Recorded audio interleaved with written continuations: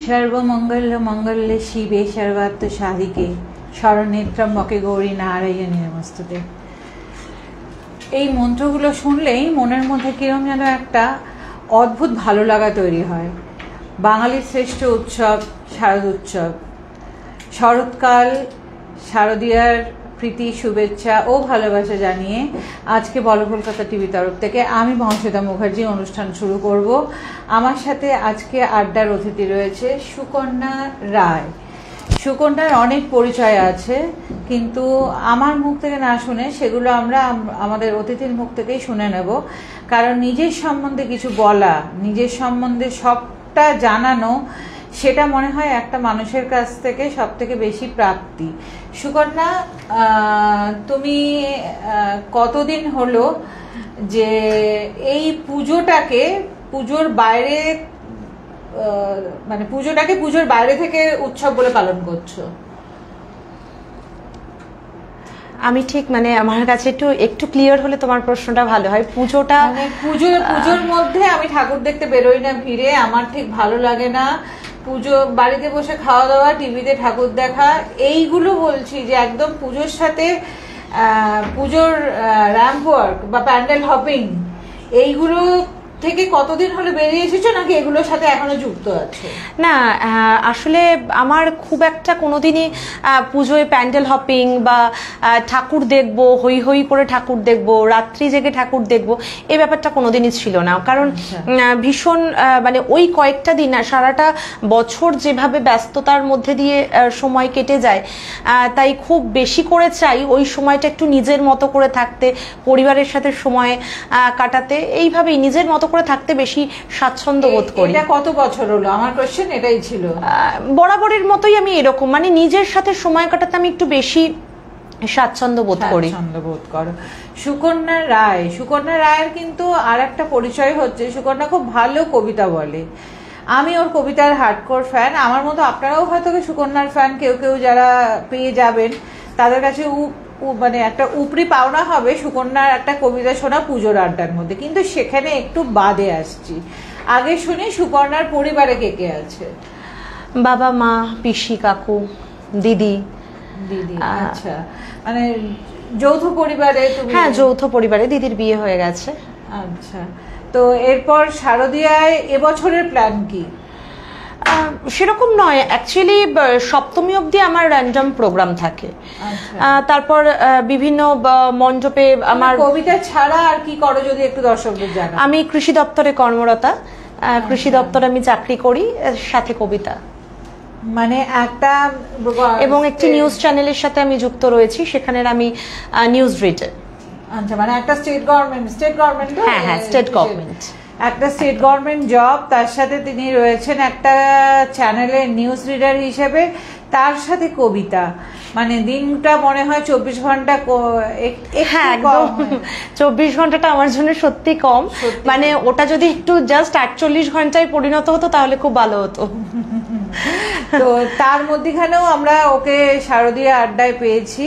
আপনারাও যদি কেউ বলো কলকাতা টিভি শারদীয়া আড্ডায় আসতে চান, স্ক্রিনে দেওয়া নাম্বারে যোগাযোগ করুন, চলে আসুন। সময় খুব অল্প, স্লট খুব কম, জলদি তাড়াতাড়ি স্লট বুকিং করুন, আপনার সাথে দেখা হবে আমারও এই সিটে পুজোর আড্ডার, বলো কলকাতা টিভির পুজোর আড্ডায়, এবং সঙ্গে এক কাপ চায় আমি আপনাদের সবাইকে চাই। তো সুকন্যা, একটু যদি বলো যে তুমি কবিতাগুলো কিভাবে এই প্যাশনটা এলে? তোমার প্রফেশন তো শুনলাম, তুমি একটা স্টেট গভর্নমেন্ট এমপ্লয়ি, তুমি একটা চ্যানেলে নিউজ রিডার হিসেবেও কাজ করছো। কবিতাটা আমার তোমার কবিতা শুনে মনে হয় যে তুমি বোধহয় কোথাও কবিতা প্রেমী। তো সত্যি কবিতা কি তোমার প্রেম? ঘটনাটা যেটা তুমি বললে যে আমার পেশা, আমি কৃষি দপ্তরে কর্মরতা, ওটাই আমার পেশা, কিন্তু অ্যাকচুয়ালি নয়। আমার কবিতাটাকে বাঁচানোর জন্য চাকরিটা করা।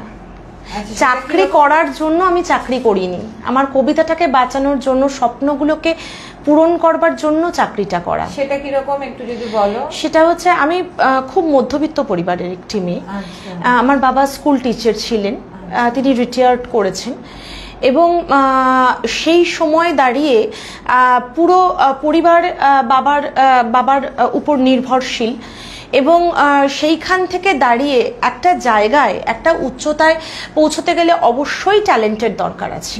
নিশ্চয়ই প্রথম শর্ত হচ্ছে প্রতিভা, যেটার সাথে কোনোদিন কোনো কম্প্রোমাইজ হয় না প্রতিভা, কিন্তু তারপরেও যেমন প্রতিভাকে চেপেও রাখা যায় না, একদম তাই, একদম। কিন্তু তারপরেও আমার মনে হয়েছিল নিজের স্বপ্নগুলোকে পূরণ করবার জন্য কোথাও সেলফ ডিপেন্ডেন্ট হওয়াটা ভীষণ দরকার, ভীষণ দরকার। অ্যাকচুয়ালি আমার যেটা ব্যক্তিগতভাবে মনে হয়, আমি যে মানসিকতার আর কি, সেই দিক থেকে বলছি যে আমি ভীষণভাবে নিজের মতে চলতে পছন্দ করি, এবং ছোট থেকে এমন একটি পরিবেশে আমি বড় হয়ে উঠেছি যেখানে আমার উপর জোর করে কিছু চাপিয়ে দেওয়ার ব্যাপারটা কোনোদিন ছিল না। ফলত ওইটার মধ্যেই বড় হয়ে ওঠা, তো সেখানে গিয়ে একটা সময় গিয়ে মনে হয়েছিল যে আমার স্বপ্নগুলোকে পূরণ করতে গেলে বা নিজের শর্তে বাঁচার জন্য আমার সেলফ ডিপেন্ডেন্ট হওয়াটা খুব দরকার। এবং নিজে কবিতাটাকে নিয়ে এগিয়ে যাব। কবিতার ক্ষেত্রে শুধু এগিয়ে গেলে তো হবে না, আমাকে বিভিন্ন মানুষের কাছে পৌঁছতে হবে। আমার শিল্পটাকে, আমার ভালোবাসার শিল্পটাকে প্রত্যেকের কাছে, প্রত্যেকের ঘরে পৌঁছে দিতে হবে। তার জন্য একটা ফিনান্সিয়াল সাপোর্ট অবশ্যই দরকার হয়, অবশ্যই দরকার হয়। প্রতিভা তো অবশ্যই। একটা সময় অবধি আমি দীর্ঘ 17 বছর আমার গুরুজি জগন্নাথ বসু, আচ্ছা, আমি ওনার কাছে তালিম নিয়েছি। সেই জার্নিটা, সেই সময়কার স্যারের কাছে শেখা, বিভিন্ন ওয়ার্কশপ অ্যাটেন্ড করার সমস্তটা বাবা করেছেন। কিন্তু একটা সময়ের পর নিজের জন্য নিজের করা, সবসময় বাবার থেকে চেয়ে নিয়ে করব, বাবার থেকে চেয়ে নিয়ে নিজেকে ফ্লারিশড করব, সেই ভাবনাটা কোনোদিনও ছিল না। নিজের যোগ্যতায় এবার বাকিটা পথে এগিয়ে যাব। বাবা তো অনেকটা পথ, প্রায় মাঝ পথ অব্দি এগিয়ে দিয়েছেন হাত ধরে। এবার বাকিটা রাস্তা নিজের যোগ্যতায়, নিজের মেরুদণ্ড শক্ত করে, নিজের স্বপ্নকে সফল হতে দেখতে সবারই তো আমার মনে হয় সবারই ভালো লাগে। অ্যাকচুয়ালি প্যাশনটাকে বাঁচাতে গিয়ে যদি প্রফেশনটাকে তৈরি করতে হয় বা প্রফেশনের সাথে যুক্ত হতে হয়, এর থেকে অল্টারনেটিভ হয়ে কিন্তু। এবং সব থেকে বড় কথা, মানে আমি ভেবেই নিয়েছিলাম যে সরকারি চাকরিটাই একমাত্র পথ যেখানে দাঁড়িয়ে কোনো ডিস্টারবেন্স হবে না আমার এই জগতে।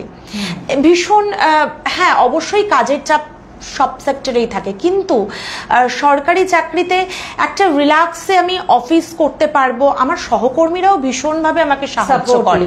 আমার অফিস, আমার সহকর্মীরা যদি আমাকে সাহায্য না করতো তাহলে তো এভাবে আমি প্রত্যেকটা অনুষ্ঠান অ্যাটেন্ড করতে পারতাম না। তবুও প্রাইভেট কনসার্নে চাকরি করার থেকে গভর্নমেন্ট সার্ভিসটাকে আমি বেছে নিয়েছিলাম, তার কারণ খুব স্মুথলি আমার বাচিক শিল্পটাকে আমি এগিয়ে নিয়ে যেতে পারবো। তাই তুমি যে বললে না যে পেশাটা আমার আলাদা, আমার নেশাকে বাঁচানোর জন্য আমার এই পেশাটাকে চুজ করা, একদম তাই, একদম তাই করে নেওয়াটা একদমই তাই। সেটা কি সবাই ভীষণ এত কবিতা শুনে সবার ভীষণ কবিতা শুনতে ইচ্ছে করছে। ঠিক আছে, একটা কবিতা আগে আমরা সুপর্ণার মুখ থেকে শুনে নিই, শুনে আবার ফিরছি আড্ডায়। সুপর্ণা, তোমার তো তুমি নিজেও বলতে গিয়ে একটু ইমোশনালি করে বললে আর কি কবিতার কথা, কারণ ভালোবেসে কবিতাকে নিজের করে নেওয়ার মানুষ এখন বোধহয় সত্যি সংখ্যায় খুব কম।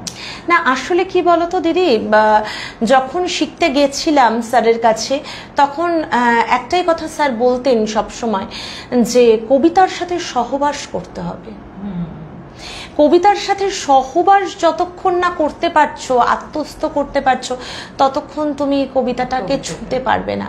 আর তুমি যতক্ষণ না ছুঁতে পারবে, তুমি সেই চিত্রটা দর্শকের মনে এঁকে দিতে পারবে না। আসলে জগন্নাথ বসু এবং উর্মিমালা বসু আমাদের খুব কমন একটা নাম, যাদের কাছ থেকে আমরা কিছু শোনবার জন্য যখনই যাই সামনে, ততক্ষণ মনে শান্তি হয় না যতক্ষণ না ওনারা কিছু শোনান। মানে গল্প 100টা একটা গল্প হয়ে গেল, কিন্তু তবু হাঁ করে বসে আছি কখন একটু স্যার একটু কিছু শোনাবেন, তবে গিয়ে ওই 100টা গল্প পরিপূর্ণতা লাভ করবে। তো তোমার সাথে গল্প করে এইটুকু মনে হচ্ছে যে তোমারও এই আমাদের সাথে জার্নিটা ততক্ষণ না ফলস্পর্শ হবে যতক্ষণ তুমি আমাদের কবিতাটা না শোনাবে। তো বলো কলকাতা টিভির পর্দায় আমরা আজকে রয়েছি, আবারও বলছি প্রাক শারদীয়া পুজোর আড্ডায় যদি আপনারাও আসতে চান চলে আসুন, স্ক্রিনে দেওয়া নাম্বারে জাস্ট একটা ফোন করে। আমরা ফিরবো এবার সুকন্যার কাছে। সুকন্যা, একটা কবিতা যদি আমাদেরকে একটু শোনাও, আমাদেরকে দর্শকদের প্রত্যেকের উদ্দেশ্যে। তুমি আসলে সব কবিতা কি হয়, সব কবিতা সব সময় তো সব মঞ্চে আমাদের বলা হয়ে ওঠা হয় না, সবটারই ব্যাপার থাকে, সময়ের একটা বিশাল বড় ব্যাপার থাকে, তাই সব কবিতা সবসময় বলা ওঠে না। কিন্তু পুজো এলেই যে কবিতাটা মানে আমার বেশ ভালো লাগে বলতে, মঞ্চে হয়তো এখন আর বলা হয় না সেভাবে, সেটা একটু বলছি। হ্যাঁ একদম। আমি সেই মেয়ে, বাসে ট্রেনে ট্রামে রাস্তায় আপনি যাকে রোজ দেখেন, যার শাড়ি, কপালের টিপ, কানের দুল আর পায়ের গোড়ালি আপনি রোজ দেখেন, আর স্বপ্নে যাকে ইচ্ছে মতন দেখেন, আমি সেই মেয়ে। বিহারের প্রত্যন্ত গ্রামে দিনের আলোয় যার ছায়া মারানো আপনার ধর্মে নিষিদ্ধ, আর রাতের গভীরে যাকে তুলে নিয়ে যেতে পাইক বরকন্দাজ পাঠান আপনি, আর সুসজ্জিত বিছানায় যার জন্য অপেক্ষায় অধীর হয় আপনার রাজকীয় লাম্পট্য, আমি সেই মেয়ে। আসামের চা বাগানের ঝুপড়ি কামিন বস্তি থেকে যাকে আপনি তুলে নিয়ে যেতে চান সাহেবী বাংলোয় মধ্যরাতে, আর ফায়ার প্লেসের ঝলসে ওঠা আলোয় মোদির চোখে দেখতে চান যার অনাবৃত শরীর, আমি সেই মেয়ে। আমি সেই মেয়ে যাকে আপনি পিপাসার জল আনতে পাঠিয়ে দেন 10 মাইল দূরে সরকারি ইদারায়, আর 20 মাইল হেঁটে যে ক্লান্ত বিধ্বস্ত রমণী ঘরা কাকে ঘরে ফিরলেই যাকে আপনি বসিয়ে দেন আগুনের চুলার সামনে আপনার রুটি বানাতে, আমি সেই মেয়ে।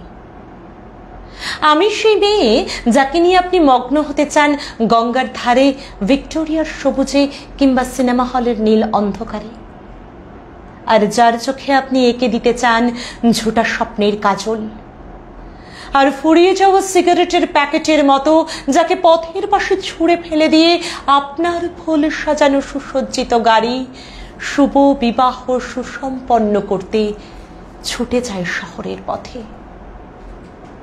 কোণে দেখা আলোর গোধূলিতে একা দাঁড়িয়ে থাকা, আমি সেই মেয়ে। আমি সেই মেয়ে, এমনকি দেবতারাও যাকে ক্ষমা করেন না, অহংকার আর শক্তির দম্ভে যার গর্ভে রেখে যান কুমারীর অপমান, আর চোখের জলে কুন্তি হয়ে নদীতে বিসর্জন দিতে হয় কর্ণকে, আত্মচোখে, আমি সেই মেয়ে।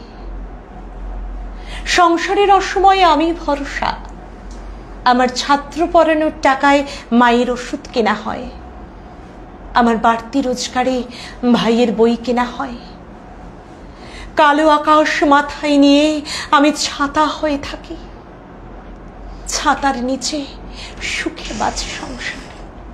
আপনি আপনি আপনারা আমার জন্য অনেক করেছেন, সাহিত্যে, কাব্যে, শাস্ত্রে, লোকাচারে আমাকে মা বলে পুজো করেছেন, আবার প্রকৃতি বলে আদিক্ষেতাও করেছেন, আবার শহরগঞ্জের কানা গলিতে ঠোঁটে রং মাখিয়ে কুপি হাতেও দাঁড় করিয়ে দিয়েছেন। হ্যাঁ, আমি সেই মেয়ে। হয়তো একদিন, হয়তো অন্য কোনো একদিন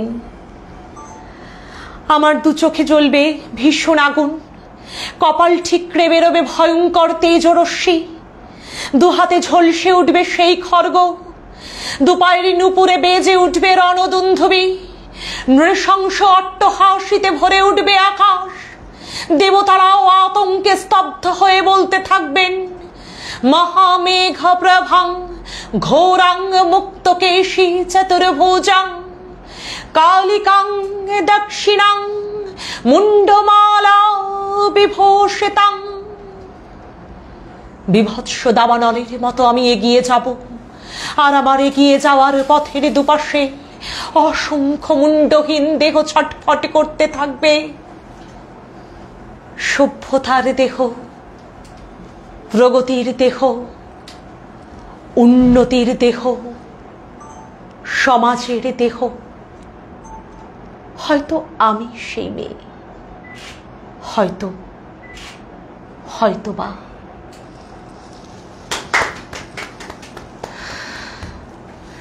খুব আসলে কি হয়, এই ধরনের কবিতাগুলো শুনলে যে কোনো মেয়ের গায়ে একটা কাঁটা দেওয়া যেটাকে বলে সেইটা, এবং সঙ্গে একটা নস্টালজিয়া তো কাজ করেই করে।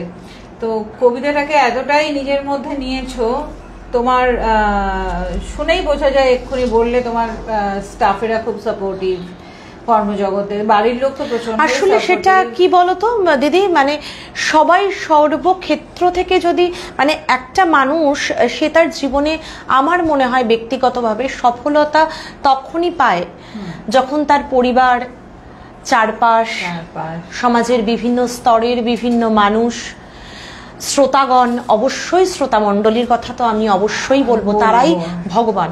একদম একদম। তারপর কর্মস্থলের সহকর্মীরা সবাই সব দিক থেকে সাহায্যের হাত বাড়িয়ে না দিলে, সাপোর্টিভ না হলে এগিয়ে যাওয়াটা খুবই অসম্ভব একটা ব্যাপার। সহমত আমি তোমার সাথে। তো জীবন তো অনেকটা এগিয়ে চললো, তো জীবনে একটা খুব পার্সোনাল প্রশ্নই বটে, কিন্তু দিদি তো করতেই পারি আর কি, কারণ আমি জনতার জন্য তোমাকে এখানে বসে, মানে তুমি এখানে বসেছো তোমার দর্শক মন্ডলীর কিছু কিউরিয়াসিটি মেটাতে। এটা একটা আড্ডা, এবং আবারও বলছি যে বলো কলকাতার আড্ডায় যদি আপনারাও আসতে চান স্ক্রিনে দেওয়া নাম্বারে যোগাযোগ করুন। তো এটা একটা আড্ডায় সব ধরনের কোয়েশ্চেনের মধ্যে এই কোয়েশ্চেনটা না থাকলে মনে হয় না আড্ডাটা সম্পূর্ণ হয় বলে। জীবনে তুমি একটা দাঁড়ানোর, একটা মেয়ের স্বাবলম্বী হওয়ার একটা যে জায়গা, সেই জায়গায় তুমি চলে গেছো। তোমার প্যাশনকে রেখে তুমি তোমার প্রফেশনকে চুজ করে এবং প্রফেশন দিয়ে প্যাশনটাকে এগিয়ে নিয়ে যাচ্ছ। তো বাড়িতে দিদির বিয়ে হয়ে গেছে, যৌথ পরিবার সবাই রয়েছে। তো এবারে নিজের আর একটা পার্ট, যেটা বলি আমরা যে লাইফের একটা পার্ট হচ্ছে নিজেকে তৈরি করো, স্বাবলম্বী হও, এবং তারপরে স্বাবলম্বী হওয়ার পর নিজের যা যা ইচ্ছে সেগুলোকে নিজের মতো করে মেটাও।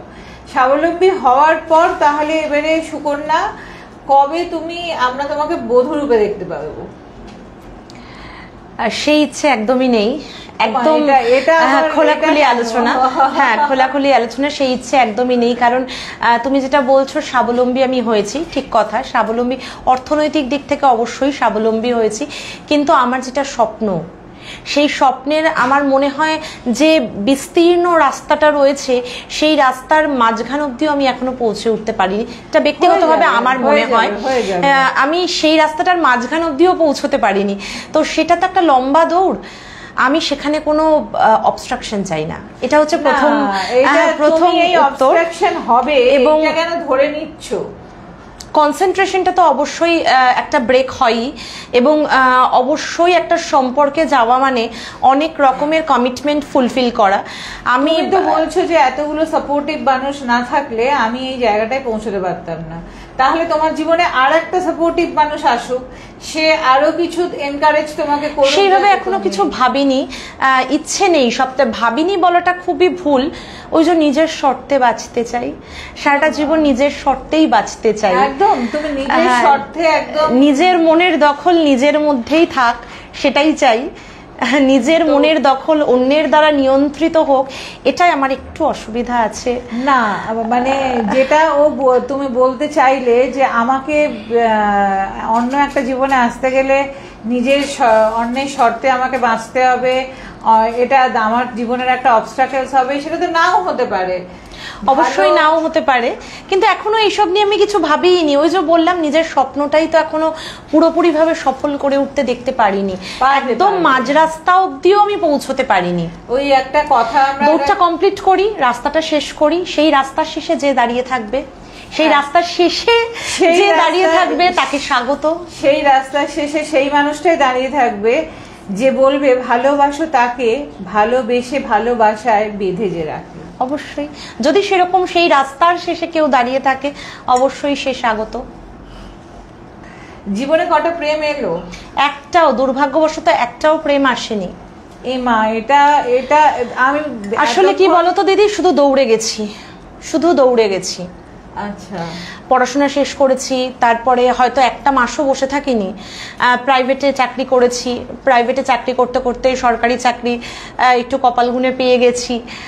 তারপর থেকে এই কবিতার জগতে জার্নি, সময় পাইনি। ওই যে শুরুতেই তো তুমি বললে যে 24 ঘন্টাটা একটু বাড়লে ভালো হতো, আমার কাছে 24 ঘন্টাটা 48 ঘন্টা হলে ভালো হয়। প্রেম করতে গেলে তো সময় দিতে হবে, প্রেমের সময় কিছুটা কমেও যায়, কারণ তোমার হয়ে কিছু কাজ তো সেই মানুষটিও তার দায়িত্ব, তার হাত বাড়িয়ে সহযোগিতার হাত বাড়িয়ে নিজের কাজটা নিজে করতে খুব পছন্দ করি। সেলফ ডিপেন্ডেন্ট হয়েছে, ভীষণ সেলফ ডিপেন্ডেন্ট। এমনকি হসপিটালে ভর্তি হলেও নিজের ফর্মে নিজেই সাইন করে ভর্তি হতে পছন্দ করি। তুমি এগিয়ে চলুক তোমার এই সেলফ ডিপেন্ডেন্সির মানসিকতা, কিন্তু কিছু জিনিস কি বলতো মানুষের মনের মধ্যে থেকেই যায় একটা সার্টেন টাইমের পর। কোথাও যেন মনে হয় আমি যতই শিক্ষিত হই না কেন, যতই আমার উচ্চাকাঙ্ক্ষা থাকুক, ততই কিন্তু আমরা তারপরেও একটা মানুষের দরকার হয় দিন শেষে, যে কথাগুলো বলবার। কারণ একটা এটা হচ্ছে নিয়ম, প্রকৃতির নিয়ম, যে একটা সময়ের পর আমাদের চারপাশ ফাঁকা হতে থাকবে। তো এই প্রকৃতির নিয়মকে আমরা তো কেউ অবহেলা করতে পারি না। অবশ্যই না। ওই যে রাস্তাটা দৌড়ে গিয়ে সেই রাস্তার শেষে যে দাঁড়িয়ে থাকবে তখন পর্যন্ত তাকে স্বাগত। আসলে আমরা আবারও যেটাই বুঝতে পারছি, ওর ধ্যান জ্ঞান সবকিছুই ওর কবিতা। তো পুজোর এর আগের পুজো, ধরো তুমি এই সময়ের পুজোটা যেভাবে কাটাচ্ছ, তোমার এখন একটা আলাদা জগৎ হয়ে গেছে, ঠিক আছে? এই আলাদা জগৎটা যখন ছিল না, যখন তুমি স্টুডেন্ট ছিলে, তখন তুমি কিভাবে পুজো কাটাতে? ঠাকুর দেখতাম, বন্ধুদের সাথে ঠাকুর দেখতাম, কলেজে থাকাকালীন, মানে কলেজে পড়াকালীন ঠাকুর দেখতাম, কিন্তু রেস্ট্রিকশন ছিল বাড়িতে। বরাবর একটা রেস্ট্রিকশন ছিল, রাত 9টার মধ্যে বাড়িতে ঢুকতে হবে। যেখানেই তুমি থাকো না কেন, রাত 9টায় বাড়িতে। একটা সময় অবধি, ক্লাস 12 অবধি বা 10-11 অবধি আমাদের বাড়ির ঠিক পাশেই মাঠে পুজো হয়, সেখানে একটু পাড়ার সবার সাথে বসে একটু গল্প করা। অষ্টমী বলতে আমার কাছে এখনো মা আর পিসির সাথে প্যান্ডেলে গিয়ে অঞ্জলি দিয়ে বাড়ি চলে আসা, মানে ওইটা হতে, ওই কলেজে যাওয়ার পরে ওই 2-1 বন্ধুর সাথে একটু। অষ্টমীতে তোমাদের কি নিরামিষ খাওয়া হয় না? এটা না, একদমই না। আমাদের অ্যাকচুয়ালি কি হয়েছে, আমার বাড়িতে পুজো হতো, আমাদের দেশের বাড়িতে পুজো হতো। তো সেই পুজোর রীতি রেওয়াজ অনুযায়ী এখনো ষষ্ঠী অবধি আমাদের বাড়িতে মানে আমিষ পর্বটা চলে লাস্ট। হ্যাঁ, তারপর সপ্তমী থেকে একদম নবমীতে, নবমী নিশি শেষ না হওয়া পর্যন্ত আমরা আমিষেই থাকি। এবং সেটা আমি বাইরে কোথাও প্রোগ্রামে গেলেও কিন্তু সেটা আমি মেনটেন করি, কারণ বাড়ির ঐতিহ্যর একটা তো আলাদা বিষয় থাকে। একদম তাই, বাড়ির ঐতিহ্য এবং ট্র্যাডিশন এইটা যেন কোথাও মানে আমাদের রন্ধে রন্ধে ঢুকে গেছে। কিন্তু ঘটি ভার্সেস বাঙাল, মানে নিরামিষ ভার্সেস আমিষ, এটা কিন্তু পুজোর সময় চলতেই থাকে। তো আমরা একদম শেষ পর্যায়ে এসে পৌঁছেছি আমাদের আড্ডার। সুকন্যা, কোনো বার্তা আমাদের বলো কলকাতা টিভি থেকে তোমার সদস্যদের দিতে চাও? পুজো সকলের খুব ভালো কাটুক। বলো কলকাতা টিভির অপর প্রান্তে যে সকল দর্শকবৃন্দরা আজকের এই অনুষ্ঠানে আমাদের সাথে রয়েছেন, আমাদের পাশে রয়েছেন, তাদের প্রত্যেককে জানাই শুভ শারদীয়ার প্রীতি, শুভেচ্ছা এবং অভিনন্দন। খুব ভালো থাকুন, সুস্থ থাকুন, সৃজনে থাকুন এবং অবশ্যই সাবধানে থাকুন। আচ্ছা, লাস্ট একটা পুজোর কিছু পুজো পারপাস, মানে যেটা শুনলে আমি যেরকম বললাম যে দুর্গা স্তোত্র শুনলেই মনের মধ্যে একটা আমাদের পুজো জেগে ওঠে। তো তুমি সেরকম পুজোর ফিল আনার জন্য দর্শকদের কি শোনাতে চাও? আমরা একদম শেষ প্রান্তে এসে পৌঁছেছি আড্ডার। আমরা সুকন্যার লাস্ট কবিতাটা শুনে বিদায় নেব আপনাদের কাছ থেকে। আসলে কি হয়, পুজো মানেই মানে ওই যে তোমাকে বললাম যে একটা বেশ মা আসছে যে ফিলটা হয় আমাদের মনের মধ্যে, অনুভবে মা আসছে, মেয়ে আসছে ঘরে, একদম। আর সেই ফিলটা থেকেই একটি কবিতা, খুব বহু প্রচলিত এই কবিতাটি, সকলেরই প্রিয়, সেটি বলছি। একদম।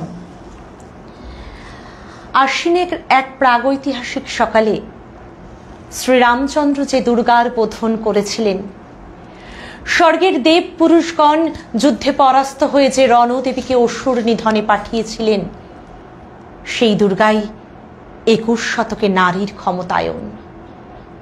তার মহাতেজ চিরজাগরুক আগুন হয়ে জ্বলে উঠুক মাটি পৃথিবীর প্রতিটি নারীর মধ্যে। হে মহামানবী, তোমাকে সালাম। মেয়েটির নাম দুর্গা সোরেন বটেক। মায়ের ছিল না অক্ষর জ্ঞান ছটেক। সর্বশিক্ষা অভিযানে পেয়ে বৃত্তি দুর্গা হয়েছে ইংরেজি স্কুলে ভর্তি। সাঁওতালি ডান ইংরেজি ভাষা বাহাতে, কম্পিউটারে শিখেছে ইমেল পাঠাতে। অঙ্কের স্যার ভুল হলে যোগ বিয়োগে গায়ে হাত দেয় পড়া শেখাবার সুযোগে। দুর্গা জানে না কোনটা যৌন লাঞ্ছনা। স্যারটা নোংরা বটেক, কথাটা মানছ না। শেষে একদিন স্যারের নোংরা হাতটা মুচড়ে দিয়েছে দুর্গা, মেরেছে ঝাপটা। ওরে অর্ধেক আকাশ মাটিতে শ্যাওলা, আকাশে উড়বে হবে কল্পনা চাওলা। যদি না বিমান ভেঙে পড়ে তার দুর্তার, মহাকাশচারী হবেই বটেক দুর্গা। বিশ্বায়নে পণ্যায়নে খণ্ড খণ্ড মানচিত্রে, বাংলা বিহারে রাজস্থানে সাধারণী নামস্তুতে। পণ্যব্রতে পত্নীব্রতে মোহমুদ্রা ধ্বংসমুদ্রা, গৃহকর্মে প্রযুক্তিতে সাধারণী নমস্তুতে। আমার দুর্গা পথে প্রান্তরে স্কুল ঘরে থাকে। আমার দুর্গা বিপদে আপদে আমাকে মা বলে ডাকে। আমার দুর্গা আত্মরক্ষা, শরীরে পূর্বে মন না। আমার দুর্গা নারী গর্ভের রক্ত মাংস কন্যা। আমার দুর্গা গোলকাল মেয়ে, আমার দুর্গা তন্হি। আমার দুর্গা কখনো ঘরোয়া, কখনো আগুন বন্যী। আমার দুর্গা মেধা পাটেকার, তিস্তা শীতলাবাদেরা। আমার দুর্গা মোম হয়ে জ্বালে অমাবস্যার আধেরা। আমার দুর্গা কাস্তে হাতুড়ি, আউশ ধানের মাঠে। আমার দুর্গা বাঁচতে শিখেছে নিজেই নিজের স্বার্থে। আন্দোলনে উগ্রপন্থে, শিক্ষাব্রতে কর্মযজ্ঞে, রান্নাঘরে আতুর ঘরে মা তুঝে সালাম।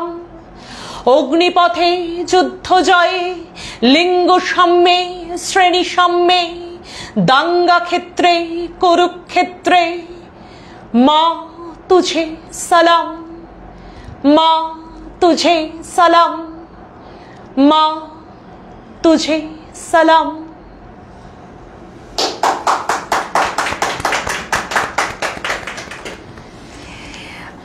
খুব ভালো লাগলো সুকন্যার আগামী দিনগুলো সবাই খুব সুন্দর করে কাটুক। শারদীয়ার প্রীতি ও শুভেচ্ছা সকলের সাথে যেমন থাকলো সেরকম ওর জন্যই থাকলো। সুকন্যা, এটা একটা আমাদের স্মল লাভ অফ টোকেন, একটা আমাদের বলো কলকাতার তরফ থেকে তুমি আমাদের পরিবারের সাথে যে যুক্ত হলে সেইটার একটা সুন্দর ছোট্ট স্মৃতি তোমার হাতে তুলে দেওয়া। এটা একটা ছোট্ট স্মারক। Thank you so much. তোমাকে বারবার ধরে মনে করায় যে তুমি আমাদের বলো কলকাতা টিভির সাথে এসে অনুষ্ঠান করে গেছো, এবং আমাদের বলো কলকাতা টিভির সাথে অনুষ্ঠান করে তোমার কেমন লাগলো এটা যদি একটুখানি বলো। বলো কলকাতা টিভির সাথে এই প্রথম আমার জার্নি। এই প্রথমে আমি তাদের স্টুডিওতে এসেছি, ভীষণ ভালো লেগেছে। এখানের অ্যাটমসফিয়ার খুবই ভালো, পরিবেশ খুবই ভালো। পরিবেশ ভালো হলে কবিতাটা বলতেও ভালো লাগে, একটা অনুষ্ঠান করতেও ভালো লাগে আমাদের। সেই জন্য বলছি বলো কলকাতা টিভির প্রত্যেক বন্ধুদের জানাই, সহকারী বন্ধুরা যারা ছিলেন, ক্যামেরা পার্সন যারা ছিলেন, যিনি সঞ্চালিকা মহাশ্বেতা দি ছিলেন, প্রত্যেককে আমার অন্তরের আন্তরিক প্রীতি উজ্জ্বল শ্রদ্ধা এবং ভালোবাসা। সকলের পুজো ভালো কাটুক। শুভ শারদীয়া প্রত্যেককে। নমস্কার।